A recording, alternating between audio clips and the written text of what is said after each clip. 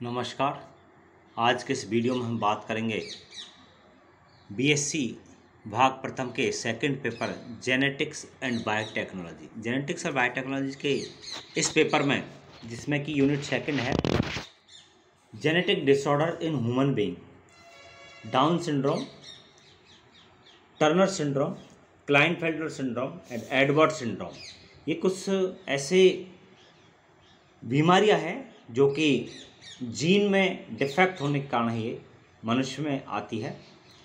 इसी में हम बात करेंगे टाइप्स ऑफ क्रोमोसोमल म्यूटेशंस और molecular basis of gene mutations, mutations, crossing over and linkage.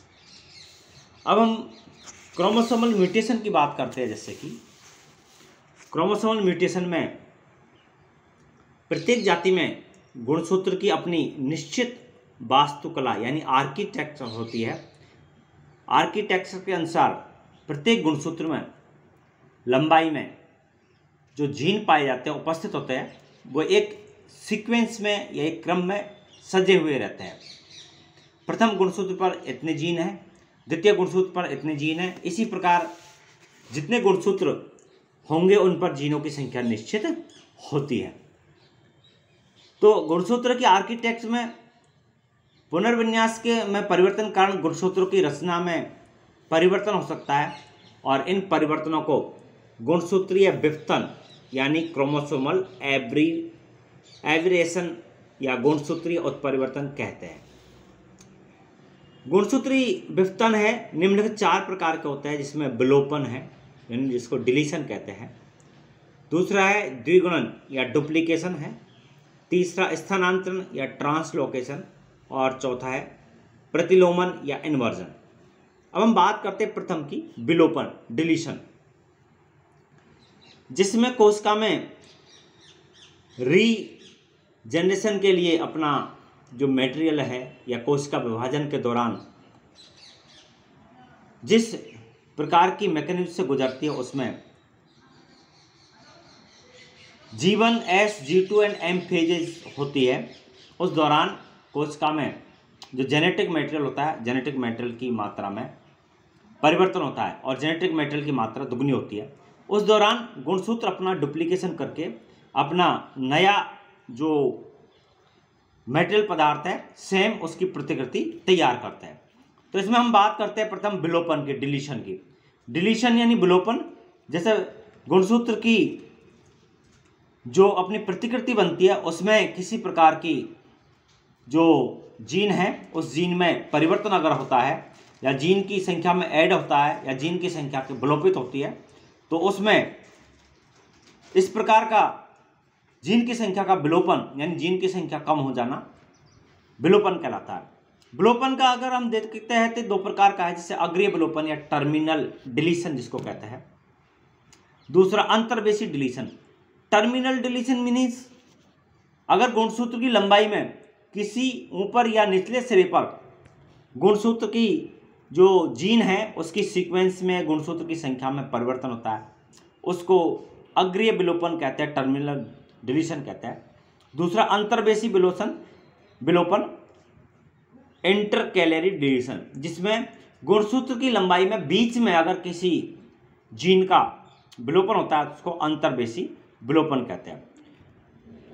तो कभी कभी गुणसूत्र का एक खंड टूटकर अलग हो जाता है तो उसको विलोपन कहते हैं। अब अग्रीय विलोपन में गुणसूत्र के एक सिरे से या दोनों सिरों से गुणसूत्र के कुछ भाग की हानि होती है और टूटा हुआ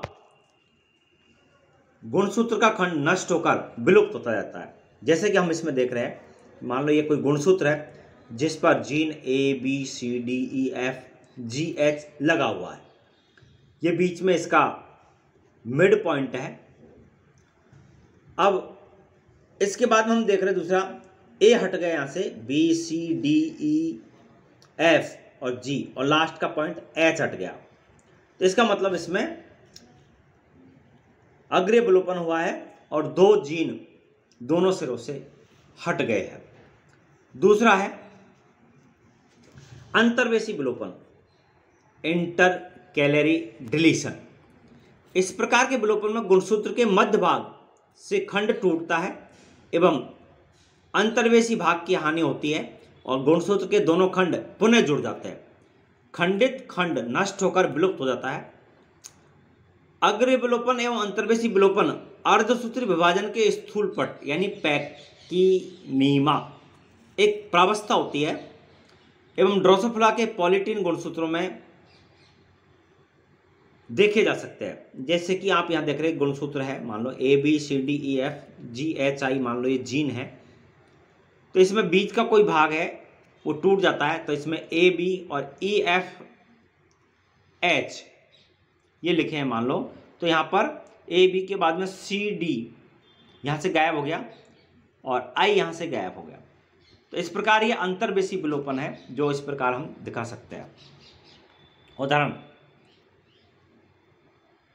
किमरेस एवं हावर ने ड्रोसोफिला में X गुणसूत्रों में विलोपन को देखा है और इसी तरह ब्रिजेश 1917 एवं मोहर 1923 ने ड्रोसोफिला के X गुणसूत्र के लिए विलोपन को देखा है। इसमें X गुणसूत्र ड्रोसोफिला में एक अप्रभावी उत्परिवर्तन के कारण होता है।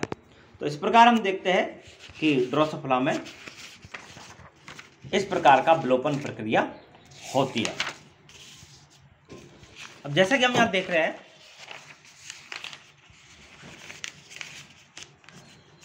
पंख, जैसे ड्रोसोफिला में अगर विलोपन होता है तो इनके पंख खांच युक्त हो जाते हैं और इसे खांच लक्षण यानी नॉच कैरेक्टर्स कहते हैं। यह खांच युक्त पंख का लक्षण एक लिंग संलग्न का उदाहरण है और यह मादा के अप्रभावी लक्षण के रूप में वंशागत होता है। नर में यह लक्षण घातक होता है एवं घातक प्रभाव उत्पन्न करता है। तो इसमें जैसे कि ये मादा है, इसमें खांच युक्त पंख वाला और ये W+ लाल आंख वाली है, इस पर यहाँ पर इसका गैमीट बन रहे हैं। यहाँ पर W ये वाइल्ड टाइप है, ये नॉर्मल है। सामान्य नर सफ़ेद आंख वाला ये वाइल्ड टाइप है, ये मादा है जो लाल आंख वाली है। इसी प्रकार इसमें X और Y है, इसमें W है यानी नॉर्मल है, सफ़ेद सामान्य आंख या सफ़ेद आंख वाली। यहाँ पर अगर इस गुणसूत्र से इस X गुणसूत्र से इस X गुणसूत्र का कॉम्बिनेशन है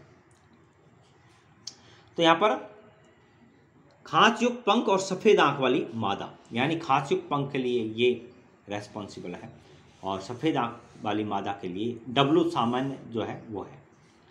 इसी प्रकार इसका दूसरा कॉम्बिनेशन अगर इससे होता है तो यहाँ पर सामान्य मादा और लाल आंख वाली मादा होती है। ये वाली लाल आंख वाली मादा ये प्लस में है, यहाँ पर ये प्लस दे रखा है। ये तीसरा अगर हम इसकी बात करें तो यहाँ पर खांच युक्त पंख एवं नर की मृत्यु हो जाती है। इस प्रकार के इसमें नर की मृत्यु हो जाती है, खांच युक्त पंख। और दूसरा बात करें हम ऐसा नर जिसमें सामान्य नर और लाल आंख, यानी ये W इसमें ये प्लस है, ये अपना प्रभाव दिखा देता है। तो इस प्रकार अगर खांच युक्त पंख व लाल आंख वाली ड्रोसोफिला को सामान्य पंख एवं सफ़ेद आंख वाली ड्रोसोफिला में संकरण कराया जाए तो F1 पीढ़ी में सभी खांच युक्त पंख, जिसमें खांच युक्त पंख है एवं सफ़ेद आंख वाली ड्रोसोफिला उत्पन्न होती है। सफ़ेद रंग आंख के लाल रंग पर प्रभावी है और सफ़ेद आंख के जीनों के पास स्थित कुछ दूसरे जीन भी इस प्रकार की कूट प्रभावितता प्रदर्शित करते हैं। बार्टलिंग ने मूसों में भी GV के क्षेत्र में विलोपन पाया गया है और इसके परिणाम स्वरूप इन मूसों में तांत्रिक असामान्यता यानी न्यूरॉन एबनॉर्मेलिटी या नर्वस एबनॉर्मेलिटी जिसको कहते हैं पाई जाती है। इसी प्रकार मनुष्य में भी किसी के समान cry like cat like cry, यानी म्याऊं करने की जैसी वाले आवाज़ निकालता है, ऐसे बच्चों में भी यह लक्षण गुणसूत्र विलोपन का परिणाम है। मनुष्यों में 5वें गुणसूत्र में यह विलोपन पाया जाता है। इस प्रकार हम देखते हैं कि विलोपन से कुछ हानियां भी होती है। दूसरा है द्विगुणन, डुप्लीकेशन। यह विलोपन के विपरीत है, अर्थात एक गुणसूत्र के में उसी के भाग के दोबारा जीन, यानी जो जीन व्यू है उस पर लगा हुआ वो उसमें से कुछ भाग का रिपीटेशन होता है, पाए जाने को द्विगुणन कहते हैं। अर्धसूत्री विभाजन के दौरान अंतर्वेशी विलोपन द्वारा अलग हुआ खंड समजात गुणसूत्र पर लंबाई में किसी स्थान पर जुड़ जाता है एवं इस प्रकार अर्धसूत्री विभाजन द्वारा बने कुछ युग्मकों में सामान्य जीनों की तुलना में अतिरिक्त जीन भी उपस्थित होते हैं, जैसे कि ABCDEFGHI, ABCDEFG, EF, यानी यहाँ पर EF भी है, EF और ये GH। तो इस प्रकार यहाँ पर इसका द्विगुणन हो गया। तो द्विगुणन में खंडों में दूसरे गुणसूत्र में किसी स्थान पर जुड़ने के आधार पर यह द्विगुणन 3 प्रकार पाया जाता है। अनुबद्ध द्विगुणन यानी टेंडम डुप्लीकेशन, उत्क्रमित अनुबद्ध द्विगुणन रिवर्स टेंडम डुप्लीकेशन, और तीसरा विस्थापन द्विगुणन या डिस्प्लेस्ड डुप्लीकेशन। फर्स्ट, अनुबद्ध द्विगुणन यानी टेंडम डुप्लीकेशन। इस प्रकार के द्विगुणन में जुड़े खंड यानी गुणसूत्रों में जीनों का क्रम वास्तविक गुणसूत्र के जीनों के अनुक्रम के समान होता है। अगर द्विगुणन खंड ABC है तो द्विगुणन में जीनों का अनुक्रम भी ABC DEF होगा। जैसे पहले नॉर्मल है ABCDEF, लेकिन यहाँ ABC फिर ABCD फिर E और F। दूसरा है उत्क्रमित अनुबद्ध द्विगुणन रिवर्स टेंडम डुप्लीकेशन। इस प्रकार के द्विगुणन में गुणसूत्र में जुड़े खंड में जीनों का क्रम वास्तविक गुणसूत्र के जीनों के अनुक्रम से उल्टा होता है, अर्थात द्विगुणन खंड ABC है तो उत्क्रमित अनुबद्ध द्विगुणन में जीनों का क्रम ABC CBA, यानी यहाँ पर ABC है, यहाँ पर ABC के बाद C दोबारा रिपीटेशन उल्टे क्रम हो गया CBA, ये होगा। तीसरा है विस्थापन द्विगुणन डिस्प्लेस डुप्लीकेशन में विस्थापन के गुणसूत्र खंड किसी असमजात से जुड़ जाता है, जैसे कि LMN ABC PQR, अलग प्रकार की सीरीज में जुड़ जाता है, तो इस प्रकार इसको विस्थापन द्विगुणन कहते हैं। अब हम बात करते हैं द्विगुणन का उदाहरण। द्विगुणन का सबसे अच्छा उदाहरण है ड्रोसोफिला के नेत्रों के बार लक्षण, यानी बार कैरेक्टर्स का। बार लक्षण एक ऐसा लक्षण है जिसमें नेत्र सामान्य आकृति की तुलना में छोटे होते हैं और बार लक्षण का विभिन्न नियमन की प्रदेश की 7 पट्टियों के द्वारा होता है।